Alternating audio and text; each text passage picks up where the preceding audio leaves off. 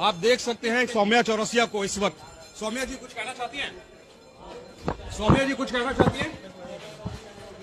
देखिए सौम्या चौरसिया को, छत्तीसगढ़ की सुपर सीएम इस वक्त ईडी की गिरफ्त में है।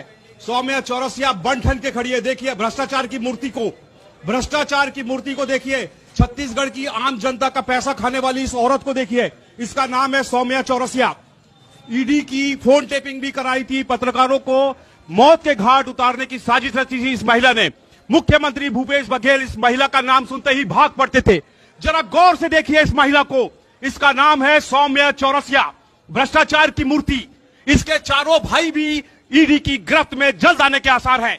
भ्रष्टाचार से रंगी इस महिला को देखिए, सौम्या चौरसिया को देखिए आप। आईएएस, आईपीएस और आईआरएस अफसर देखिए इसके इशारे पे नाचते थे। किस तरह से अब ये ईडी ने इसको